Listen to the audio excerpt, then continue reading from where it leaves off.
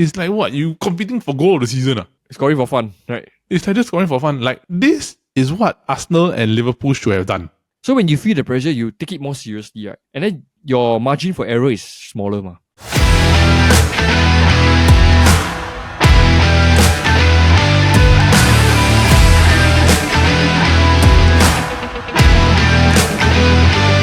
Hello everybody and welcome to another episode of the Football Kaki. I am your host Aldet and I am joined by my fellow Kaki bro and the returning fella who was away for the past week, Yes, Mr. sir. Paul E. Bro, how are you? I'm not too bad, brother. I came back from sunny Bangkok. Actually, bro, it's hotter there than here. Generally I would think so though. But the Yeah, thing is it's not so much the temperature, but like, you know how Singapore you walk out is sunny, but the air is like not hot. it's the humidity, bro. Yeah, but there is like dry heat. Yes. So it's the same thing I experienced like in Australia. Like when it's dry heat, because there's no humidity, right? The heat goes directly to your skin. So you can feel it worse. Correct. And it feels like the more you walk out of the, let's say, hotel or like the shopping mall, right, it's like you're walking into an oven straight away. Confirm. Yeah. You can feel your skin like, I don't know, there's there's a tingling sensation when you walk out into a dry heat. Yeah. That you don't get in Singapore. Singapore is you sweat immediately, right? So the sweat cools you down in a way, you know. Dry heat is different. It's like walking into a sort like an oven. Correct. It's because of the humidity. The humidity level plays a very big part in Singapore. That's why you end up feeling very sticky. Yeah. But then when you're there, you don't... Dry heat is different. Yeah. I feel very hard to breathe. Like there's this suffocation feeling, you know. Correct. I know what you mean. Because in Australia, right, the highest we had was... I remember, I always joke about this. It's like, Melbourne's weather is just weird. So there was one time I was in Melbourne, right? Then it was like, 17 degrees the day before? The next day was 36. Like double the... Double the thing, right? And it was like super dry. So it was like, everybody all start wearing sunblock. Yeah. Sunblock is a must. Yeah, dude. Hey, but speaking of which, in terms of like whole thing, right? 2K is really releasing top spin, 2K25. Yeah. But the funny thing is, right, I don't know why. Why is Federer the cover of it? Bro, Federer is icon, because it's like he's the iconic player on top spin, right? It was like, I remember last time the two of us always have to use a top spin battle one. Then it was Federer versus Roddick. Right? Federer versus Roddick, right? Then the result was the same as in real life. Federer beat Roddick every single freaking time. Yeah, but actually I saw the gameplay. Actually, it looks quite refreshing because we haven't seen top spin in like what, 2008, 2009, if I'm not wrong. Damn, super long time ago. I remember the entire decade, like 2010 to 2020, nothing, right? The last one was, I think, was top spin 4, right? Yeah, the one with the Agassi on the what, right? Top spin 4, right? Yeah, top spin 4. Top spin 4, because I think, I can't remember whether it was Agassi or not, but I remember the one with the white cover. Yes. The white color cover, right? Then I remember it was like, everybody was like, wow, the gameplay very good. Then subsequently, every other tennis game that has come out, which is virtual tennis, tennis world tour, and Australian AO tennis, right? I played all of them, right? Different from top spin, right? Yeah. There's just something about top spin that is just different, bro. But like, this year, this top spin is by 2K, right? 2K. It's the same group of people that did the original, that did the top spin 3, top spin 4. It's just that 2K got the rights. Yes, correct. Because so top spin was always done by 2K, ma. But if I'm not mistaken, right, like top spin 1 wasn't done by them. Then after that, I think it was about top spin 3 or top spin 4. They went to 2K, I can't remember, But the ones that everybody loved was top spin 3, top spin 4, ma. Yeah. And it was a 2K one. It was fun, man. Yeah. It was fun, bro. Like I love it. I love it. Are you buying the game? Confirm. All of us have been waiting for this game to come out. Then when I come to your house end of the month, we play. Can. No worries, bro. I mean, like, if you think about it, right, the funniest one was we waited for this game to come out. Everybody was calling for top spin. And the funniest part was that there was no, like, no, there was no hype about it, yeah. Nothing. They just released one trailer, right? Just one trailer, pop, top spin came out. Then I'm like, huh? Oh, okay. Maybe that's what they want. They want the element of surprise, you know. Yeah, but the thing is that they already know they got the fandom already, ma. It's like basically like, it's like how to say, like GTA will always have their guys, so that when the GTA 6 trailer dropped, everybody went crazy, ma. Then top spin will always have like the people like us, like we always wanted a non-top spin game, and then boom, it comes out of nowhere. Then everybody's like, yay! Because they know that confirm people will buy one. Yeah, it's like past, present, and future tennis fans will confirm by, right? Confirm one, bro. I remember, bro, we used to play 6 sets, full sets, right? And then like maybe best of 3 lah, right? We start best of 3 first. Full sets? Then I remember we play, if we had time, right, we play best of like the full 5 sets, right? I remember the two of us just sit down one game. There was one, I remember we had the rally count. 1 hour. 47, I remember there was one. think, Huh? 47, I think the rally count, I think. Was it 47? Or was it 51? I can't remember. Around there, 47 or 51. Yeah, I remember that one was like super duper intense. Yeah, I think right, our top spin games were more intense than when we play FIFA one. Yeah, because FIFA is a short game, and then you control 11 players. But top speed is like 1v1 pure, Yeah. Pure individual. Wow, okay, on. So once the game comes out, it comes out this month, bro. Can consider. I think next. Yeah, bonus city can consider. I think it's actually. I think it's like probably 2 weeks time, just before the end of the month. I think we have to play that. The World Tour especially, right? Confirm, bro. I have to do it, bro. Create your own character. Wow. Create your own character. Get the sponsorships. Get the Babolat or hit. Babolat. Bubble out your next. Then the shirt have to be either at Nike or Adidas. Lacoste, maybe. Lacoste. And I think, okay, that's fun. So on when the thing comes out, we set a date. See what happens, right? But bro, in terms of football, right, it's not EPL Bayer Leverkusen have officially sealed the Bundesliga title with it's insane, about 5 games to go. 29 already, right? 29 and this is the part that's staggering to me. 25 wins, 4 goals, no losses, 74 goals scored, 19 conceded. 19 I mean, it's quite refreshing to see, considering that Bayern won like for how many? I think 12 years in a row or 13 years in a row. I don't know, bro. I lost count already. But then it's just you have to pity this one Harry Kane. The year he decided to go to almost 100% guarantee win, and he lost. So bro, they lost, right? The Harry Kane curse. Bro, not only did they lose, they lost by 16 points.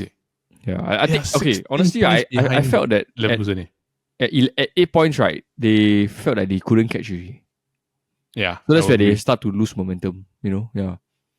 But there's a lot of issues with Tuchel and the board. He never fit to me. And then because like why would imagine during I think it was like when it was 8 points the gap, right? They decided to let him go.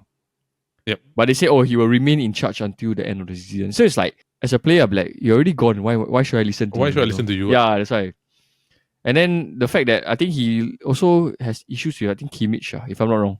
Kimmich, I mean, your ultimate star player, your most valuable asset, and you have issues with him. So yeah, it'll be quite interesting to see like where he will leave next year, or if the new manager comes in and keeps Kimmich again. But don't you think that it will hit Tuchel in a sense? Because if you think about it, he's managed Chelsea, he's managed PSG, PSG, he's managed Dortmund, he's managed Bayern, right? Bayern, yeah.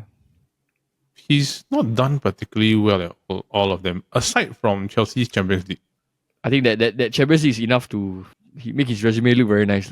Yeah, but everything else doesn't look good. It's the type of thing where, because I find that if you win Champions League, it takes a lot of skill, yes. But if it's in a final, right, you just need to play well. You just need to win that game. But they did dominate Chelsea.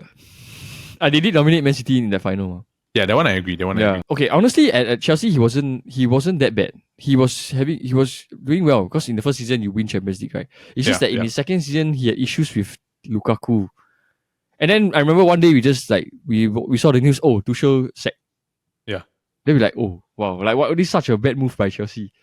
Which it proves to be right, because now you look where Chelsea is now, Yeah. And but the fact that he went to Bayern, we all thought that maybe he'll revive his career. But I guess not. No, and the best part is that Lukaku's not at Chelsea anymore, so. No, he is. He's on loan, brother. As in, he's not even in the squad. He's not even there. But I think he'll go back next year. Maybe but it's quite cool. We shall see but I find that if you do that, right, then why you buy Nkunku for what? Because Cole Palmer's not striker. But imagine you're Pochettino, right? And then you'd be like, oh yeah, by the way, you still have Lukaku if you want him to use. I mean, compared to Nicolas Jackson, I wouldn't mind using Lukaku, Yeah, but Lukaku's Lukaku. But yeah, ultimately, I think Tuchel, I don't know what's next for him. The fact that he is leaving in the end of the season. I think completely ruined like Bayern's like reputation. Yep. The only chance he have now is to win the Champions League. And I don't think that's going to happen. You're looking at a very, how to say, like a tricky one, because I do think like Bayern's not the best squad in the Champions League. So Yeah, but a lot of players are leaving. So like Alfonso, I think they're not renewing his contract. So I think he's leaving at the end of the season. Yeah, I think Real Madrid want him. Bro, let's see. Because if you think about Alfonso, it, right, if Mbappe goes to Real Madrid and Alfonso goes to Real Madrid, you got 2 free transfers. 2 And they're both fastest player in the world. And you got didn't even Vinicius. and they didn't even have to spend a single cent. Yeah. That's mad, right. That's mad. But Bayer Leverkusen win. 19 goals. Right? Yeah, and Xabi Alonso is confirmed that he's going to continue on with Leverkusen. So we shall see what's going to happen. They're going to be in the Champions League next year. Honestly, if they can do well in the Champions League, right, and Bayer Leverkusen probably can defend the league title, right, Xabi Alonso is going to be a highly touted manager already. He is already a legend in Leverkusen's eyes. But if he does well in the Champions League and further up, right, he wins another title, it's different already. I think if he can defend the title next year, even his value will go even higher. Yeah, and I also think that the way that he plays, right, you can place him in any league because he's direct football. It's straightforward. So it's not complicated, it's nothing, it's just simple. But the thing is that the way they move, is off-ball movement. This is first season, right? Yep. Yeah, so honestly, Xabi Alonso is like the pinnacle of come in, get the job done with what you have. Yep. No, none of this rebuild nonsense. I need time in process to rebuild all this. I think so whoever don't believe in this EPL managers like reasoning. You see how Alonso come in, straight away job done. Right. Yeah. And establish identity and look where it's got him. And you cannot say that their squad is better than Bayern. Yeah. I'm pretty sure they didn't spend more than Bayern as well. No, bro, they didn't. They just have the right players. They got the right team and he got them to all buy into it. Because when you're an established player like Xabi Alonso, and you have the IQ and you have his football IQ, and he's able to translate it well to the players, right? You got no problem. He's like Pep like that. Pep was a good midfielder. He's not Xabi Alonso level, but he can translate the whole ideology, everything, because the midfielder can see everything. Pep also did everything in the first season, right? But the difference is that Pep had that Barcelona squad, which is touted as probably the best ever. But Xabi Alonso is get everybody to buy in, get the job done, do it well tactically. I mean, it is what it is. So Bayer Leverkusen win the title within 21 games. They still have another 5 games left. If they finish the season undefeated, not bad. That'll be quite interesting. But on this week of the Football Kaki in the EPL, everything has just been a topsy-turvy. Liverpool, second, go to third. Arsenal was first, go to second. Man City third, go to first. I tell you already, it's like this is all within one win can change everything. You know? Yeah, bro. But now it's not about the win, it's about who has like their fate in their hands. Yeah, bro. And we're going to talk about all 3 games today. So today we are going to talk about the title race. I think predominantly from this point on, right, it's just title race. Because it's a 3-horse race. Fair enough, yeah. But in terms of whether this being a 3-horse race, it is, of course, down to hopefully Man City dropping points. But the thing is that with the running that Liverpool and Arsenal have, City got advantage. Like a very big advantage because their running is relatively easier. What we're going to do is we're going to talk about Liverpool, we're going to talk about Arsenal, then we're going to talk about Man City. And then, of course, we're going to conclude with our match of the week, which, of course, is the FA Cup semi-final between Chelsea and Manchester City. This one will basically decide whether or not Pochettino may have a chance at a trophy or not. The other semi-final, we don't need to talk about it because it is Manchester United versus Coventry. I don't think there's really much of a match review material, even though both of us support Man United. But let's move forward to this. So, bro, in the first game we're going to talk about, right, Liverpool versus Crystal Palace. Bro, honestly, as a fan, if you want to win the league, right, this is what not to do. This is not how you want to do it. This is totally what not to do if you want to win the league. Correct. So just to do a quick recap. Basically, Palace beat Liverpool at Anfield 1-0. Eze scores early in the 14th minute. So it's basically what happened is a square ball to Eze. Eze is wide open inside the box. He taps it in. No chance really, right? You would think that with 14 minutes, with a goal coming in the 14th minute, right, you have another more or less like 76 minutes. 76 minutes to go and finish. To go and get the comeback, right? You still lose the game, If it wasn't for one Andy Robertson, right, it should have been 2-0. Because your captain did another Gerrard. Almost did another Gerrard. No, I wanted to say if that had gone in, right? Yeah. You know how much like we will be seeing the social media like from last night until today? Yeah. Confirm Bro, it's like shades of Gerrard Confirm. I already saw it. I immediately saw he slipped in the middle of the Enfield. In middle of Enfield. And then he really super lucky that the Robertson cover his ass. Yeah, bro. No, I felt that Mateta shouldn't have chip. Should have just... No, he should have just finessed the ball. Placed, should have placed it, right? Yeah. And because you chip, you make the ball travel slower, right? Yep. So this buys more time for Robertson to come back. But the thing is that also you can give argument and say that Alisson covered the angle. So the only way up was basically so to just chip the ball over. To chip the get it ball on over. target as what he did. Yeah. Correct. But bro, even though that could have happened, right? This whole game is just Liverpool. After that goal. Yep. I got nothing to say. Like last week when you went around when we were talking about the Man United Liverpool game with me, right? Liverpool battered their chances, bro. It's the same. I think they had like 6 chances, clear chances. Clear ones. Like I think the obvious one is Endo hits the bar.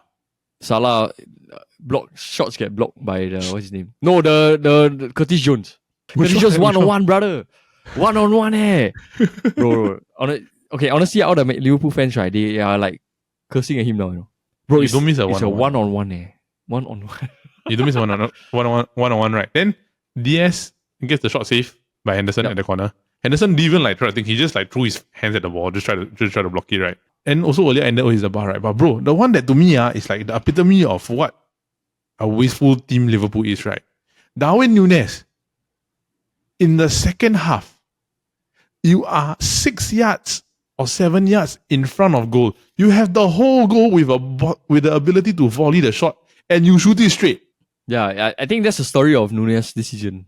He's like becoming he got to take like 10 shots to score 1 goal, that kind, Bro, you can't have that lah. Yeah, it was so bad. I think that's why Klopp also took him out. I mean, it was really damn bad. Yeah, I think even Salah also didn't have a good game. They are lucky, right, that Alisson did what he did with the Mateta save. If not, this one is 2-0. I mean, they still lost the game.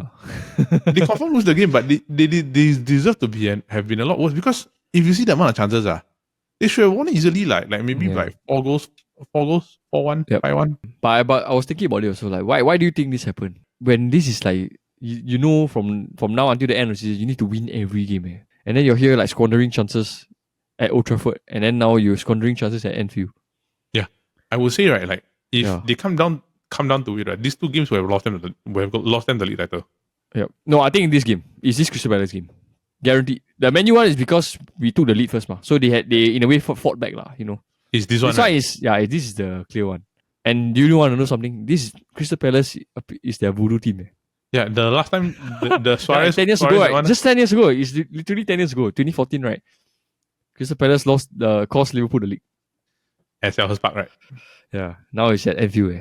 This is embarrassing, yeah. Like, I mean, we've been saying it, and Media said it in the previous episode. He said that Liverpool just don't have the composure. Like Diaz and Núñez, right? Like, as good as they are and as talented as they are, what's the point of getting into the right positions, right, when you cannot finish? Yeah, I would like to think, but honestly, Crystal Palace played super well. They played well. There's defender's name, Anderson. Wow, solid, yeah. Anderson and Mitchell, Tyrone Mitchell. Yeah, I feel that they played well, right? Because if let's say you look at stats, 21 shots for Liverpool, right? 6 on target. 6. You have 70% possession. You have more than double the amount of passes in 725 to 324. And you have pass accuracy of 83%. Bro, you had 11 corners and you still lose. Yeah, I honestly got no words, but this is another spin up in the title race. What to do, bro? What to do? I mean, like, honestly, you want to do it for your manager, right? But you can't waste. This is wasted. But how many times have you been saying this season Liverpool waste so many chances? Yeah. No, this is not the first or second time, right? But I think we've been saying quite a few times already. Yeah, and I think, right, like, you knew it was gonna bite them in the butt sooner or later. Yeah, for sure, bro. Like, honestly, I thought first half 1-0, second half Liverpool will come back and play, Yeah. End up never. Bro, 76 minutes for Liverpool's team, it's a lot of time. At Anfield, right? But in the end, what to do? Liverpool now end up in third place. What is their goal difference? Third place, goal difference is 41. So 8 behind Arsenal, 3 behind City. But they are 2 points behind City currently, which they are tied on points with Arsenal. So speaking of which, let's move on to Arsenal. Oh my, Arsenal. Brother, this one. I Believe. Was it an omen when they released the parody of a video and then this starting happens?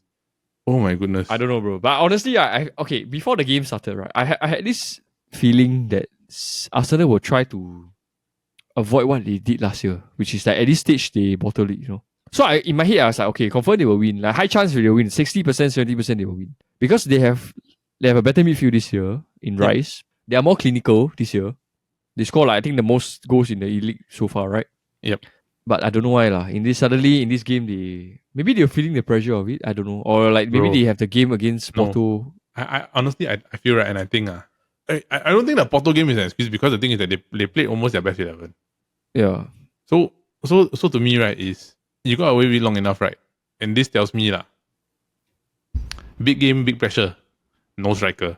Yeah, the no striker thing is very true. Kai Havertz had 2 chances, bro. 2 clear chances. One-on-one, shoot both one straight at the keeper, another one I don't know what he's trying to do. Trossard also got a clear chance. Bro. But save, No, that Trossard one, right?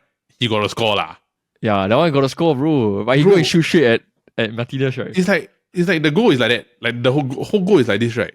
Martinez is standing here. He shoot here. He had the whole goal like this. Yeah, you shoot far post, you instant goal already, right? Bro, he just tap in straight. You go and shoot into. It's like it's not even a save by Martinez. You shoot at him, right? You shoot at him. Yeah. It's like the Lukaku in the Champions League final. Yeah. You shoot straight at the guy rather than you. I think this one is like, brother, cannot lah. Yeah, that one was bad. Then the other one is Saka. Odegaard threw ball to him, right? Then he hits the side netting. He got 2 Arsenal players open in the middle. Yeah, Saka, another one.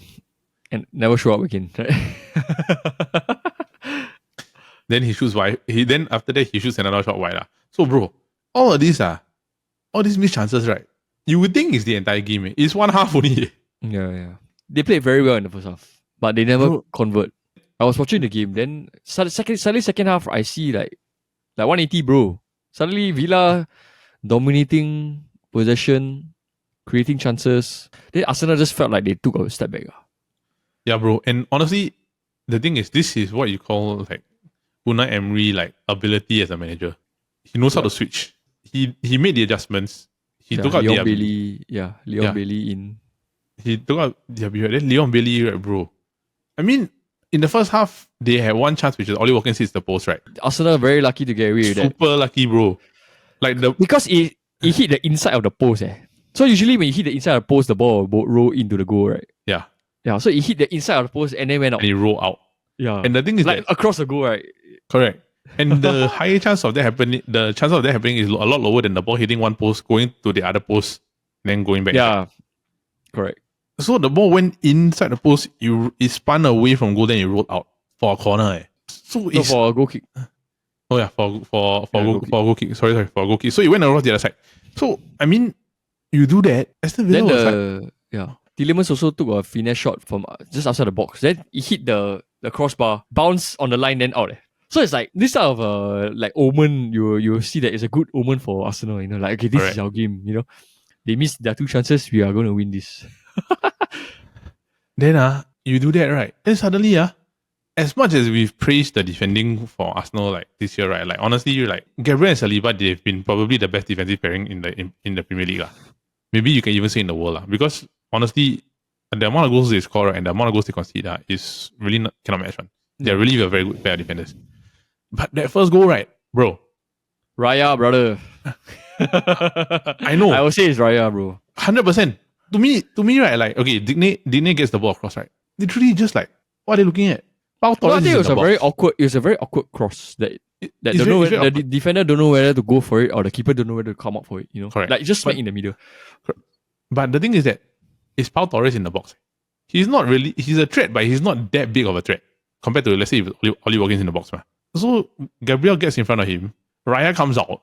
My first question is, why do you come out? If you're not going to get it, right? Yeah. Then you see, right, like, Leon Bailey's alone in the box. He's at the far post. He's literally alone in it. Saliba and Declan Rice just watch the ball roll past.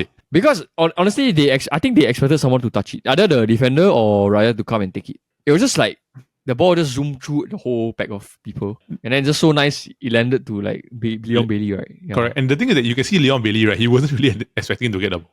He was just like waiting down there. Yeah. But he just quickly run there. He just shoot it in, right? But my question, like you lah, David Raya, why you come out? Honestly, I don't think he's like an upgrade of Ramsdale. You know?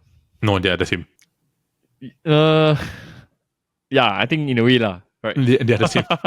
There's no difference. Yeah, he's just having to. Maybe to him, he just want more choices as a goalkeeper, right? But they're not compared to. Yeah, but okay. Honestly, at this game, right? I saw the Arsenal fans like reviews, right? They all like shitting on who? Zinchenko. I think they say cannot lah. They want him out because if you see the goal, right? He left Leon Bailey unmarked. Wide open. Yeah, because I think he was in the middle doing his inverted fullback nonsense. So nobody marked him, right? Then he score, you know? Yeah, and like we were talking about this, right? Like in the United game, I think you remember the goal, the Bournemouth one, right? Yeah. We were both of us were saying like Dalo blamed like Kombala for that mistake, right? But both of us got to say what? As a wing back, your job, man is the winger. Your man is the winger.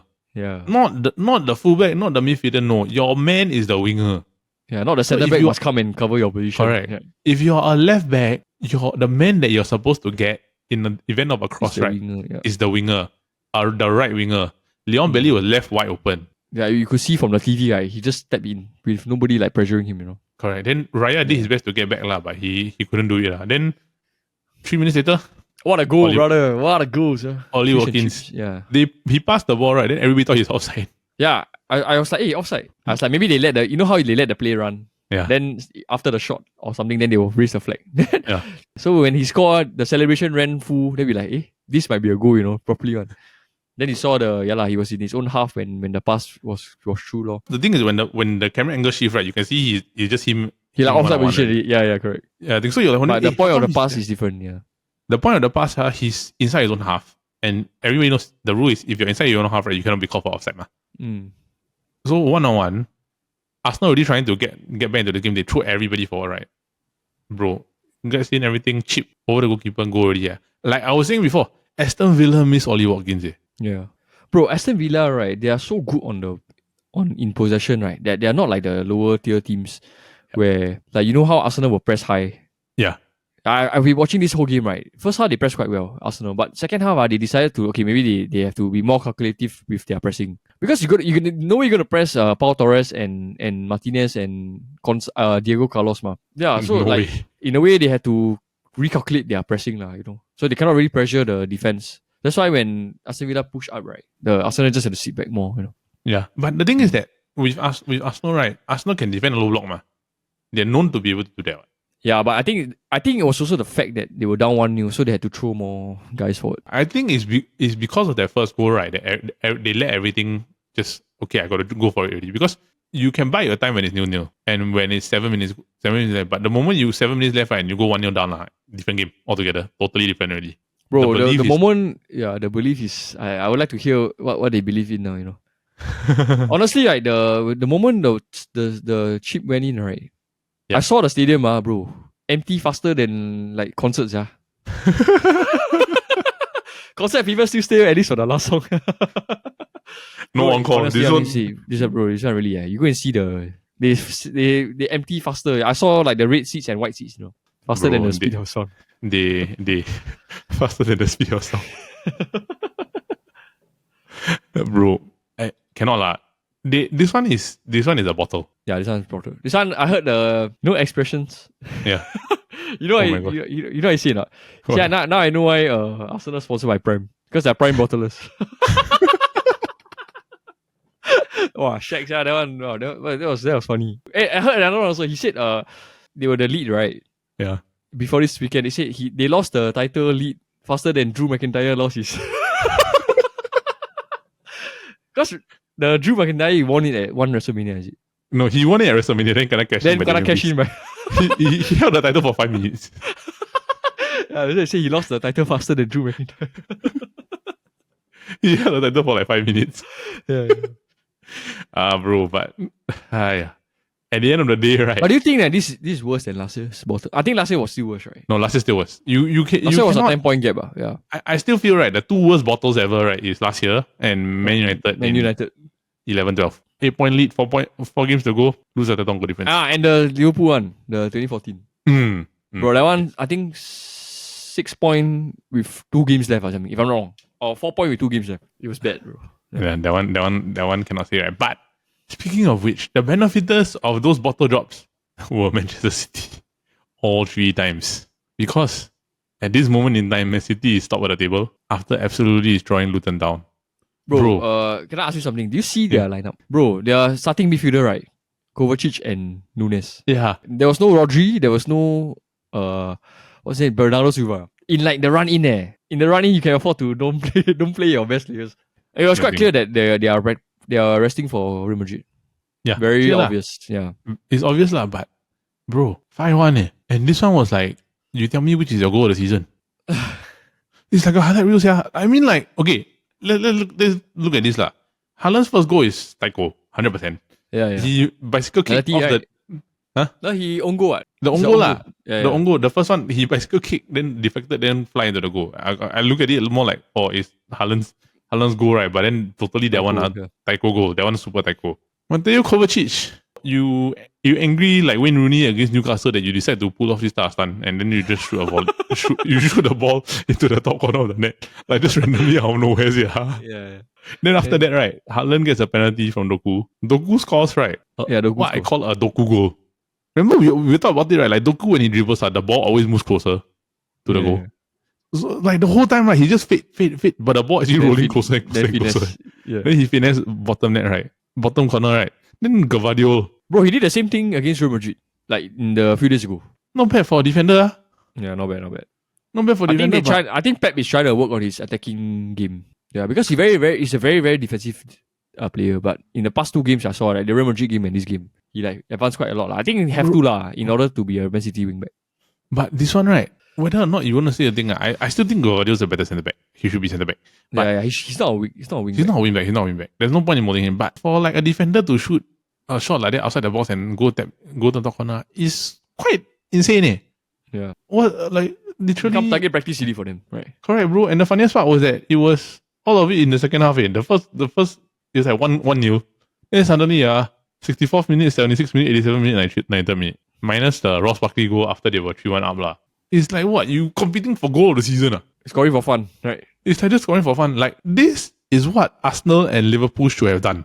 But I feel they're not at that level yet. You get what I mean? Now they're feeling the pressure. So when you feel the pressure, you take it more seriously, right? And then your margin for error is smaller, ma. Correct. But then with City, right, this is experience. This is experience, bro. This is experience. They know that they can do it on. So it's like, let's pace ourselves, right? For our, like, maybe the further, like, maybe 4 games left, that kind. Correct. And I can honestly say, right, like, even if you were to say you want to pace yourself, right? 5-1 is not pacing yourself. No, if you say pace yourself, right, one thing is that Arsenal and Liverpool don't have that City fear factor. They don't have the fear factor, they don't have the depth. And they don't have the luxury. They don't have the luxury to do this. They don't have that clinical type of thing. Correct. Because honestly, the difference between Man City and them, right? Man City and the two of them is Erling Haaland. I feel that even if you don't play him, right, they can still score. No, correct. Yeah. But the thing is that having Haaland, right, is something because Haaland can get goals for free if he wanted to. He got 2 goals in this game. He got 1 goal in this game. The first goal didn't count. But he's there, the impact. The impact. Whereas, like, if you were to talk about Liverpool, Darwin Núñez didn't play well. He's always got this. He's a hot and cold. Then Arsenal, Kai Havertz not striker lah. Yeah. And Ketia is too inconsistent. He can have like Jesus, 1 or 2 they're playing games, at wing. He can have 1 or 2 games, right? Then after suddenly he's cold for like the next few. City is like, okay, Haaland not play well. But then the thing is that at the back of the mind, it's Haaland. Like even he can put 2.10 performance, he still score. Right? It's still Haaland. And it's like other teams will be like, okay, I can. Núñez is a threat, but his finishing not gonna be good. Havertz is probably not gonna think. It's like, hey, it's Haaland. I got a game plan for Haaland. But then if I game plan for Haaland, I got a game plan I'm gonna leave other space for the rest for other players. That's what I noticed also. Like this season, a lot of people they found a way to mark Haaland already. But the only way to mark him is like both centre back need to double up on him. It's 2v1 what. So that's if the you only do way you can 2v1, mark him. you're leaving another guy open what. Yeah, you're right, bro. So that's why Man City now is in cruise control. I mean, not cruise control. They have the control over their fate, right? Yep. And among all three of them, they have their easiest running. So I would think like maybe I would say in the next 2 or 3 games, right, one of the three of them, right, will fall off already. I think it'll be Arsenal or Liverpool will start to fall off. Yeah, I agree. Then it'll be too hard to catch already. Correct. You have to see what's going to happen in the next 3 because the next 3 is going to decide whether or not who's the one that falls off. Yep. Because you imagine, right, if the other City could essentially be in a position, right, the other teams that both Liverpool and Arsenal are playing, right, they do the job for them. By the time you get to the second game, they could have won the league already. Yeah, see, because you see, Man City and the gap to the two teams is 73-71, ma. Yeah. Right. So any of them drop point, right, and the City win, you'll be like, you're not within one game reach, you know. So let's say you draw, you lose 2 points, right, and then City wins, so you are behind by 5. Oh, is it 5? No, if let's say you draw, then City 6. Yeah, correct. 5, bro. Yeah, 5. 5. And that's GG game over. 5 is, I think. No, any drop points. Anything but a win. Right? But a win, right? And City don't drop, you are gonna be within a 2-game deficit already. You got no chance. Yeah. It's gonna be super hard. Like you draw a game, it's not even a good result for you. Yeah, it's like you draw, you need to win 2 games. You lose is 5. You lose. Yeah. You lose is a 5-point gap. You draw, it's 4. Oh yeah, correct. Which is still a 2 game. Right. Which is still 2. So if you drop any points, right, you are begging City to drop 4 points. If it's 3 points, still maybe got chance, right? Maybe like very very slight chance. 4 points, no. I think if it's 4 points, City wins the league already. What to do, bro? Okay, but if we were to predict, where do you think Arsenal and City will drop points? Honestly, like just a casual conversation.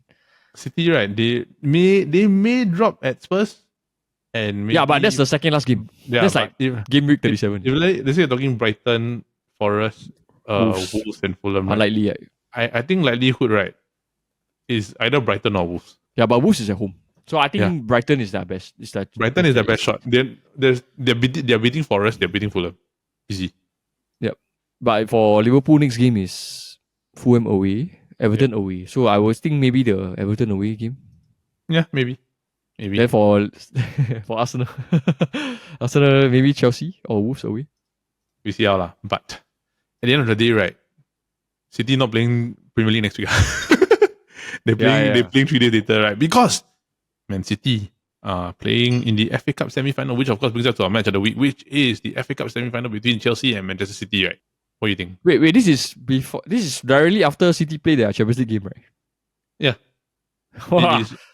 It is on Sunday. Sunday 12:15. Then if I'm not wrong, you know what's the scary thing? I think what? They are on for back-to-back trebles. What? I'm terrified of that, bro. Can you imagine that the motivation to win back-to-back trebles? I mean, United was close, right? United? Were they? No, we were not close, bro. The 0809, the FA Cup we lost, right? 0809 FA Cup we lost. Lost to Portsmouth, right? Yeah, then 0708 we lost the semi-final. We lost the final, right? We could have done a double Champions League. We're not going to win a treble. Double Champions League, double Premier League, right? Yeah, and I remember after we won the Champions League, right, we had the record 91 points in the league, right? But we got knocked out in the Champions League. Oh yeah, no, actually even 07, 08, 0809, we never win FA Cup at all, right? No, never. We did a double. We did a double, man. Yeah, so can you imagine Man City back-to-back treble? Bro, if Man City win a back-to-back treble, right, they're the best team ever. Bro, guaranteed, brother. That one, nobody's done it. Not even like any other league even in the Sir Alex world. Ferguson. Right? Not even, don't talk about Sir Alex Ferguson, right? Barcelona didn't even do it before. Not even his own Barcelona team, right? Yeah, not even his own Barcelona team, not even Real Madrid, not even Bayern. And Inter also never. Inter got a treble, Bayern got a treble, United got a treble. Back-to-back trebles, right? Yeah. You do back-to-back treble is the only thing that you would think probably is going to be in career mode FIFA. Yeah, and that's like without restarting the game how many times? Yes, correct. Bro, I mean, it's really damn insane. I honestly think like City, right, for Pep, every tournament counts. So they will not be like, okay, this FA Cup game we will like give away. No, you know? No. I want to win and I want to tell you I'm the best. And it seems to have like a master plan for each like tournament. You get what I mean? Like for League, okay, let's play this team. I know we can get. Then see they play this Nunes and Kovacic midfield. We still get a 5-1 win. Correct. Then against Chelsea, how? I don't know. I don't know, bro. But I mean, you think about it also because City still have 115 pending, and you also don't know whether Pep's going to be around. So City fans enjoy. But to them, it's like just do this first, right? You just do this first. You just do this first, first. regardless of what I think, right? Because you also don't know how long they're going to be around for, ma. Because at the end of the day, right, whether that 115 comes, who else can say that you want? Who else can say that you want 2 trebles in a row? Nobody. Bro, 2 trebles is 1 treble is already unthinkable. 2 trebles in a row is mad. 2 treble is like cannot even describe. Like it's not even in anybody's contention, you know. Correct. Whoever win 2 trebles. So like to me, right, it's like if Chelsea wins this game, they're winning the FA Cup because I don't think United's good enough, and I don't think that Coventry is going to beat them. Okay, so that brings me back to another question. What if Man City win, right? And let's just say like by some miracle, Man U get past Coventry, which they are expected to lah. So are United going to let them win the second treble? I don't think so, bro. They are. This is a worse United team than last year, bro. Like this is not even close, bro. But can you imagine if you last year we failed to let Man City win. We failed to stop Man City from winning a treble. This year you have a chance to redeem yourself, and then you fail again. Oh, then like that as a manager, you shouldn't be there anymore, lah. As players, you should be disappointed in yourself, lah. Yeah, they should just go into like administration. Yeah. But enough about Man United. We're supposed to talk about Chelsea and Man City. I'm talking about potential route that Man City can go to. Expected to go to the FA Cup final. But in terms of Chelsea, right, like they're going to underdogs, right? Do you give them any hope, honestly? Because honestly, right, this whole talking point is about whether Man City wins or not. I think they will take this cup more seriously because that's the only cup they can realistically win. And they lost the final already. Yeah. If they already lost one final, what's to say that they won't lose at a semi-final? Yeah, I know. But they are trying. They're trying lah because they're trying to get through, ma. But honestly, like, they have not lost to Man City this season. It's like you really have to see the how things go on the day itself, lah. It's quite hard for me to say as a fan, but given the magnitude of the game and the weight of the competition, I do still think City will go through, lah. Yep. Even if it's by like penalties, I think they will still go through. Yeah, I agree. So I mean, to me also, I don't think that as much as Chelsea will try to do their best, right? In a cup final, right? City is different. Cup semi-final. In a cup game or in a cup semi-final, right? Whether they play right, big game on the line, City is different. So I don't think Chelsea record at Wembley is good. So I always find that they always lose a lot of games at Wembley. I get what I mean. Yeah. Because it's just different, lah. But I don't know. Experience in a semi-final versus inexperience in this type of situation is going to be different also. So I can't say much about this. And Chelsea taking on Man City is different. It's also different because I do think that at the end of the day, right, like Pep has always struggled against Spurs, even when Pochettino was manager. So maybe Pochettino might do something about this, lah. So yep. A lot of it is up in the air. It's all food for thought, right? But bro, since we are down to this, right, we are going to do predictions for the first time in like 3 weeks. Because the last 2 weeks ago, I wasn't around. Last week, you weren't around. We are back. So currently, right, the score is 7-11. I have 7-4 as 11, right? 7-11. 7-11, right? Not the grocery, not the convenience store, but it is literally 7-11, right? So just to let everybody know, there is a prize on the line. Basically, whoever wins the end of the season gets a gift worth a minimum $70 or has to treat the other person to a dinner or a meal worth a minimum of $70. So there's a baseline of minimum $70. So bro, to carry on to this thing, whether I will close the gap or not, what is your prediction for this game? I will take a Man City win. Okay. I think Man City will win 2-1. Man City 2-1. Yes, sir. City 2-1. Doesn't matter if it's like extra time 2-1, right? Same. If the score is 2-1, then I win. Yeah, I think because to be honest, whether extra time or not, it doesn't really factor in, right? But unless it's penalties, lah. With penalties, then it's discounted because it technically has a tie, lah. We see how, lah. Okay, for me, I am also going for a Man City victory. A Man City win. But I would think that it's probably going to be a bit closer. This, right? So I'm going to go Man City 1, Chelsea 0. Yeah. I think it's like the game more calculated, right? Yeah, because or less risk involved, that kind. Because I do think, right, when you get to semi-finals, right, and finals, right, it's not about playing well. It's about making sure that you win. It's just win, yeah. It's just win.